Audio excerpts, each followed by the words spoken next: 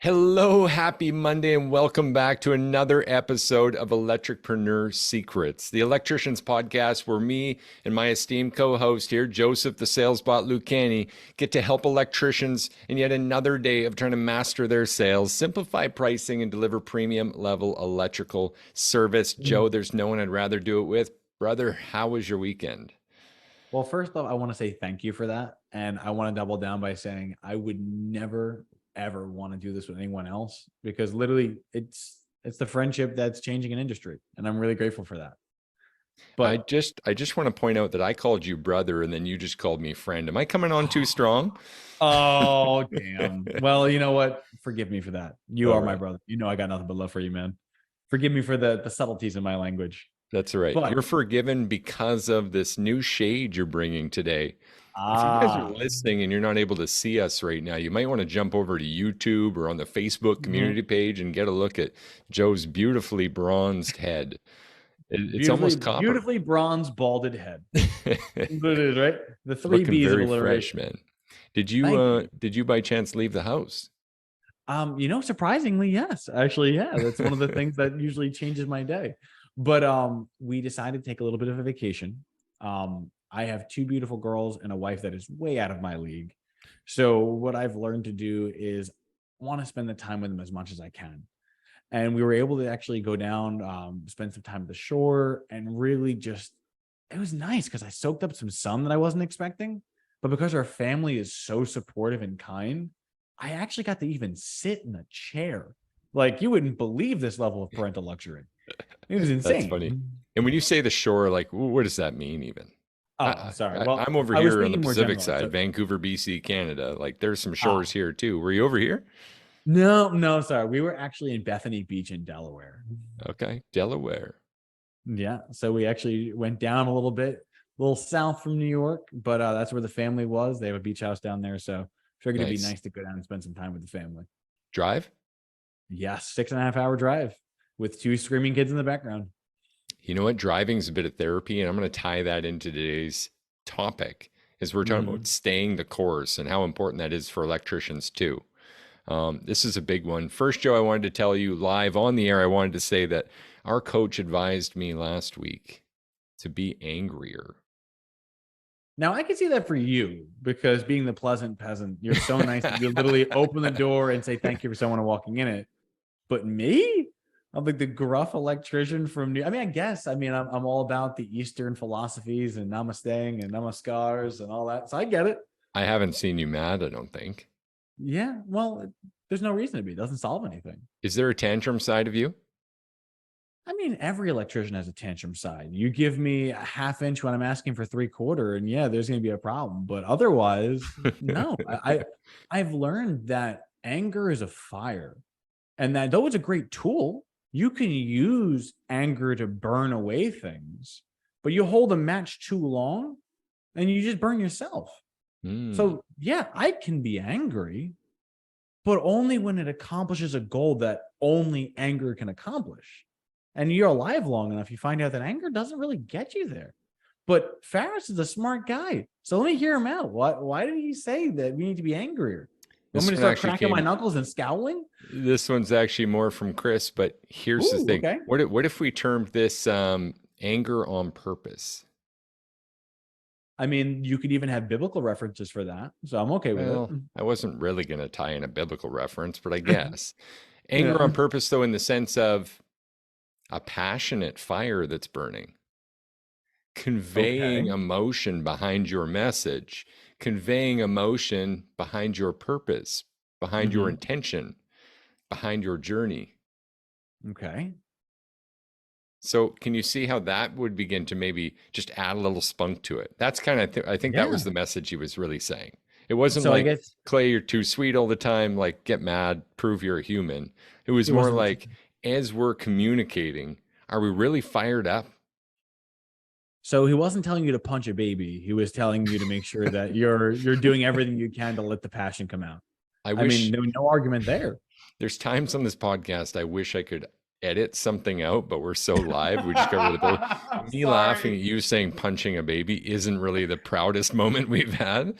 Oh, I'm so sorry. That was bad. Okay. So here's the thing. We're going to hear some anger on purpose this week, I think, because staying the course is a really powerful and passionate discussion. And what we're talking about ultimately is like the vision and values, the stuff that's Mm-hmm. so underrated that no one really gives due credit for or to. But I Mm-hmm. want to tie this into a situation, even in our group, that we were talking about last week in class, because I know it's so valuable for all the other electricians in the world internationally to hear this and talk through this together. Mm-hmm. So, can I introduce the problem? Please and thank you. And by all means, save me from myself. Go ahead. Save me from myself. We know that we're a service preferential training provider. Mm-hmm. We love home service electricians and we love home service work for a Mm-hmm. great deal of reasons that we've articulated time and time again. And because it oftentimes is the exact answer to these cash flow problems that contractors see when they're stuck in Mm-hmm. the mix going business to business. Correct. It's dangerous water and there's tons of sharks and there's little differentiation. And so there's this race to the bottom. For all those reasons, we love home service.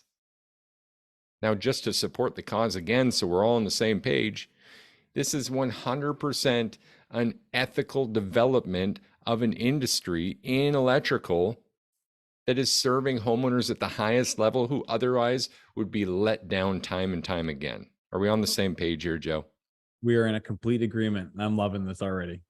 Okay, so the question becomes in my transition now, me being one of our audience, me being just an electrician, in my transition to wholly focused on service work because it's so fruitful, because it's so rewarding, because I want to be home every night and home with my kids on the weekends and coach the little ball team, coach the hockey team if you're Canadian Mm-hmm. and you like hockey, ice hockey, of course. If that's your path, if that's your desire, then what do you do when, you know what, my schedule's not 2 weeks out and there's this commercial job and this contractor that reached out and they want me to bid on Mm-hmm. this again? Maybe I'll throw a stupid fu price out there. Maybe Mm-hmm. I'll just take my focus to the left a little bit for just a bit, just so I can fill that schedule and keep my guys fed and keep, and on this problem goes. Joe, are we jogging some memories here? You're hurting me on my soul at this point because there are way too many people that this problem is their reality. And they think that they're just solving a little bit, but there's so much that gets risked by even veering a little bit off the course. Right. And I don't want to break up your flow, but I feel like I want to speak to that. Yeah, do it. Yeah, jump right in, man. I can't No, monologue this whole episode. I was going to try, honestly. Maybe I can keep Joe shut up today. oh, geez. Because of that brother This is, friend thing earlier. No, oh, go yeah. ahead, man. To the heart, to Throw the down. heart. Let's go. All right. So the thing is that we know that we're trying to stay on a path because it produces not only the best result for us and for our clients, but because it's the most consistent course, right? If you can keep a customer happy, they'll continue to not only refer you, but come back and work with you again. The thing is that when people are in this cash management situation where they say, well, I've got approached by a contractor who said that I could take on this much work and things are a little slow. Maybe I can take it. They're slow until they're not. And I've been burned on so many jobs that I gave the slow rate to, only for as soon as I started doing the work, that the high profitable work that should have come in now started showing up. And I had to turn it away because I had committed to the slow work. So sometimes being able to say, you know what, I don't care if I'm 2 weeks out. I'm going to be day by day if I have to be, but I'm going to do the thing that I know I'm meant to do, and everything else will fall into line. Ends up being a way more comfortable, but also more rewarding path to walk. 100%. And that said, this is a big part of the week. This week is I want to pick apart all the reasons why people won't stay focused, why we keep Mm. falling into that trap, the danger of it, and some of the problems, solutions, and benefits around that. Now, does I'm that down. sound like a week well spent, Joe? I think so. And I think it's going to help a lot of people, which, if nothing else, is the whole reason why we're doing this. One of the things I need to address here is this is kind of counterintuitive because we're also kind of talking about the path of least resistance. Yeah. There's some reasons why people won't just focus in any niche, right? Because service is kind of the high level niche we're discussing here. We could go Mhm. deeper, didn't you? Yeah. I mean, there's a lot of things. I started in new construction, found out that didn't really work the same way.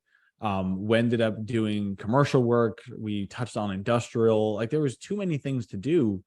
And I found that it was way better to just focus on one thing and do it really well. And then you guys even jumped into generators, right? An even deeper Generator. niche. Generator was the specific niche that we're like, this is where we're going. We're throwing everything behind it. And honestly, you were right. Niches do get riches. Yeah, that's a great line. And this is really helpful. So, if you've had this vision at all, guys, now I'm going to speak directly to you. If you've had this vision at all of like, we're going to be a service company, it's not enough to just say it once and keep it to yourself. It's not enough to just entertain the service work that comes in. It's not enough to just hope that you hold true to your desire here.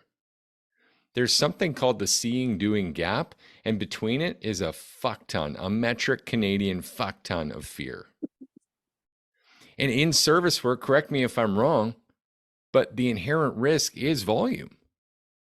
Really, you're not wrong, because the thing is with residential or service work in general, the ticket determines what you're doing there, right? Where a lot of fear a lot of people have is, well, I don't want to take on the residential call because I don't want to dedicate my whole team and then get called for one outlet that's wrong in the bedroom. And now I've got $100 quote for an all day thing. Now Yeah. my guy's just sitting because I don't have any other calls for him. Whereas if I was on commercial, I could have parked him all day and he would have sat there. Yeah. And yet, even with that inherent risk, Mm-hmm. there are countless examples of strictly electrical contractors in the dozens of people, dozens of trucks, vans out there working full Mm-hmm. time and making one of the best business ventures out there for electricians and living that dream and having that come true.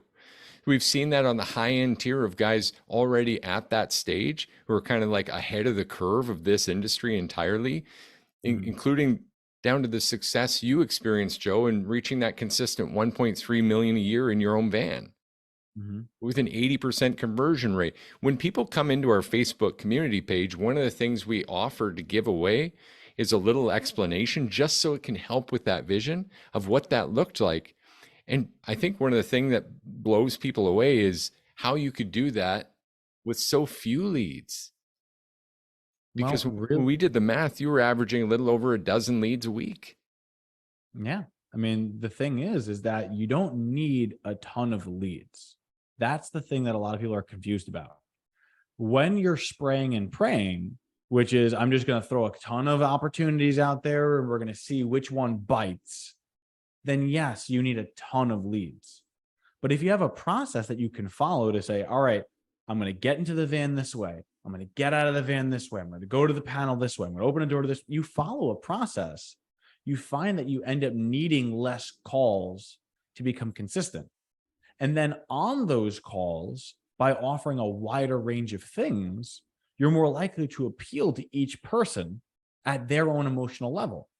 So if you can get the right offer in front of the right people at the right time, the likelihood that they don't buy actually becomes less. And actually, even more so than less, it becomes illogical that they wouldn't buy. So really what we're teaching is how to get that consistent process down. Yeah, I agree. And this is just so, so valuable, Joe. Like, I can't, and Chris is probably watching this saying, you're not angry enough. You're not angry enough. Guys, hear me out here.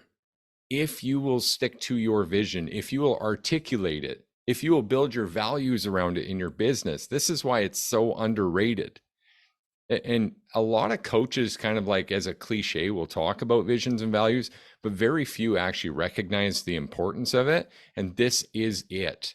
Like, drive a flag here. We're on the moon, up in the sky. But guys, this is how important that flag is. You need to constantly be revisiting this thing and making sure that you're on pace, on track. Because every time we take something from outside of that vision, it distracts us from our purpose. It distracts us from our target. And there's one thing for sure, right? 80% of small businesses are still failing. And I guarantee, right, with the 50% that said there was no market for their services, a lot of them were just in this path of least resistance mode. Like, what will come to me next? And What that's will a come to me scary and fill my place. schedule next? Sorry, go ahead, Joe. No, it's all right. And trust me, now that you mentioned anger, I'm trying to bring anger into my voice, but it's not clicking because it's not something. I don't want to come across like I'm shaming anyone. I mean, you're in this situation where you think, I don't know what to do. So as a result, you do what you feel you can do. And a lot of those businesses that say they're failing are not going down without swinging. I'm sure of it. But the problem is they're taking the passive least resistance, which is an electrical term, if nothing else, but it's not going to help us get our jobs done.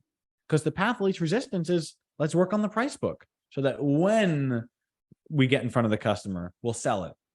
Let's get our web page ready because then when they see it, then we can do it. But first, we got to sell it, and then everything else will work. Yep. And I'm going to bring something else to the surface here in that we get so busy with everything else that it keeps us from systemizing our approach. And just to be very clear here, guys, again, if you've been with us the last couple of weeks and you've heard us talking about this over and over and over again, we're helping electricians get off the first floor of business. Once you get past the first floor, things are a lot safer. On average, takes people 3 to 5 years to begin to get off that floor, because what it really revolves around is understanding your offer, understanding your sales and that process, and understanding the marketing that's behind it so you can link them all together. So the people that call know exactly what you do, you know exactly how you present the offer, the exchange is conducted 80% average, and the execution follows consistently. If you can do that and train it, you're off the first floor. You can now focus on profitability and more stuff with fulfillment. You can move up that ladder to impact. But so long as you're down here mucking with things, doing all these different projects that require a different process. On this one, I give 6 options. On this one, I'll give 2. Oh, that's a commercial GC that sent me that one over. It's just a standard bid. But I've got to be competitive with Joe Blow Electric down the street and maybe John Smith Electric over to the north. And now I'm having to sacrifice my own process. Oh, and by the way, that project's going to need me to hire a couple people to get it done because it's actually going to pinch us in a way that we're not set up for. Oh shit. Now you found yourself with extra guys. You don't want to lay them off. The project's done. Did it go great? Of course not, because you're not set up for that.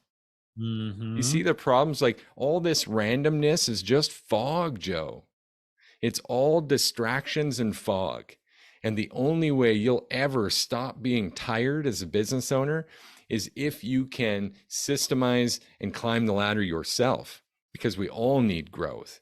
Your staff need it and you need it. And if you're doing the same thing for the next 10, 20 years, then you might find you come back and say to us, like many others say in the different Facebook groups and in all the calls and chats you have with electricians, as they talk about how big they got, how they got to 6 guys, 8 guys. But you know what? I was so sick of the babysitting that I just prefer to be on my own with a helper.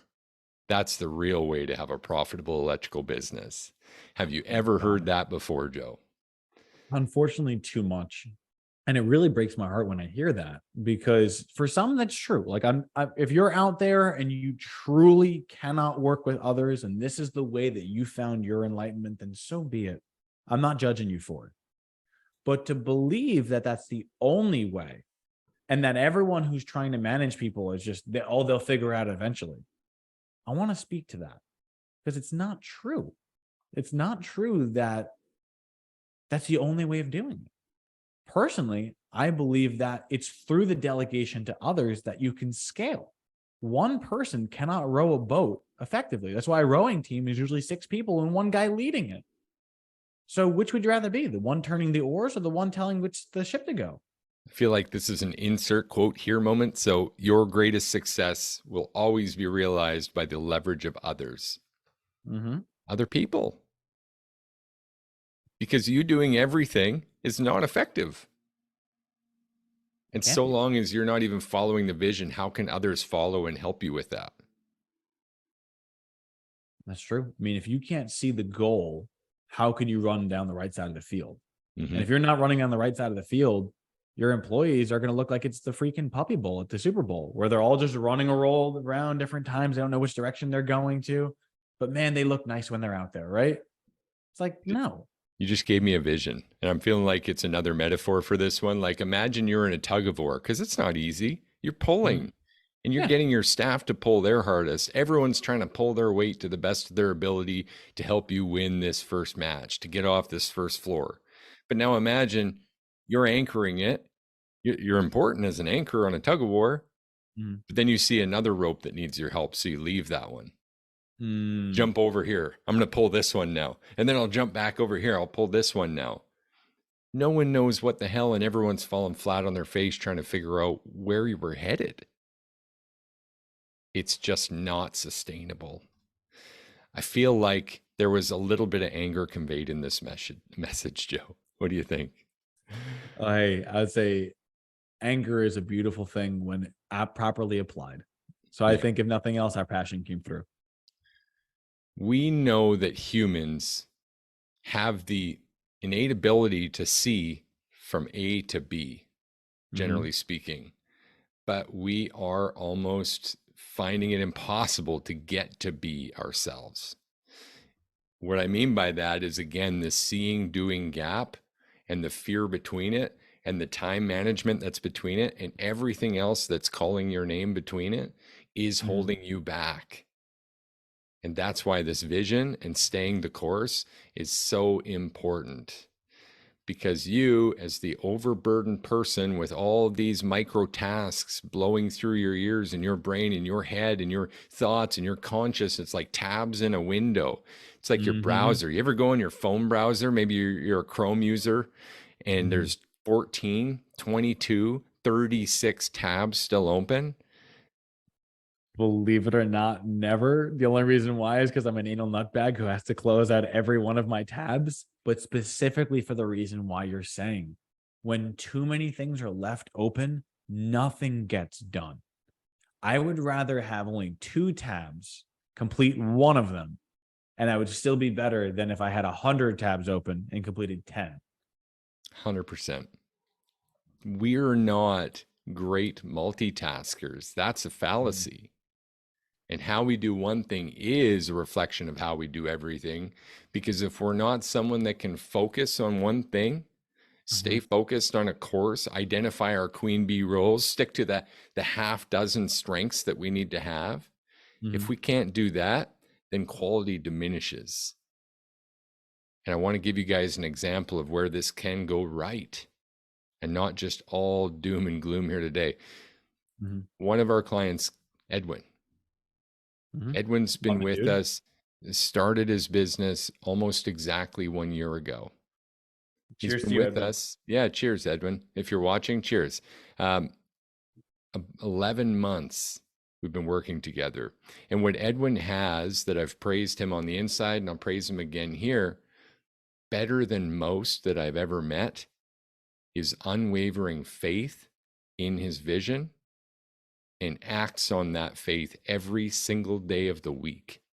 Mhm. Now, I used to have an affirmation.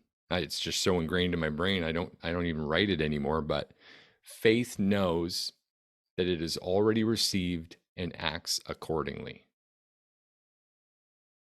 So again, if we reflect back to why people don't stay focused, quite often it's in service work, it's a reflection of the fear of the schedule not being full. It's a reflection of, I got to keep my guys busy. How am I going to grow without more revenue? How am I going to XYZ without the schedule full? Mhm. And so, in a moment of, I want to say weakness, but it's not really that, in a moment of lack of clarity, in a moment of faith requirement, we often just go to the path of least resistance and take what's easiest to fill that schedule.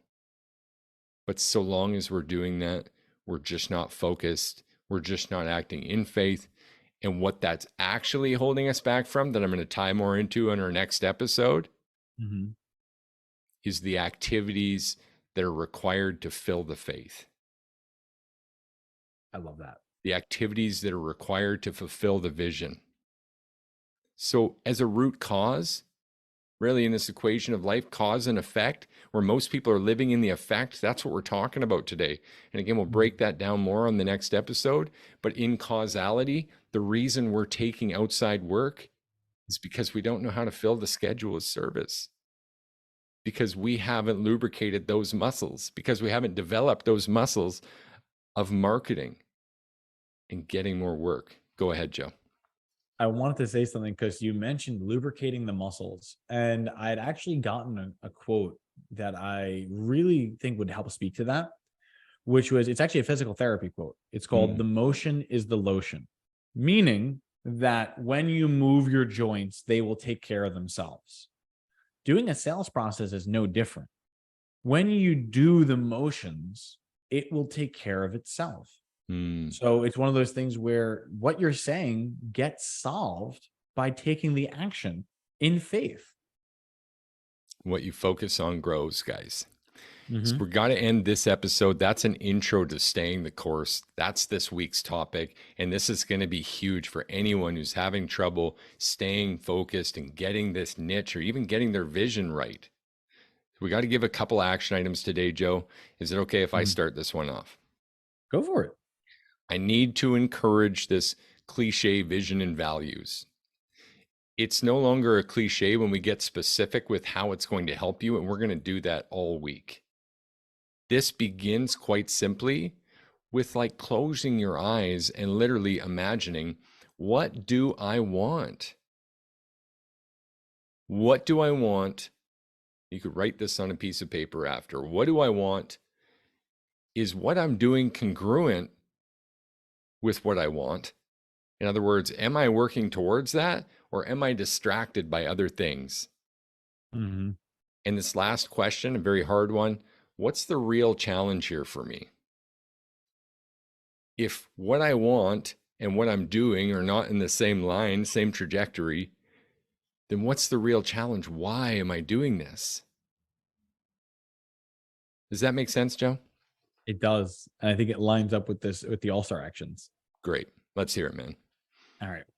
So if we understand that we need to act within faith in order to get things done, like that's regardless, like you do act in the way of least resistance, that's going to lead down the wrong path, right? We need to act in the one that leads to the right direction.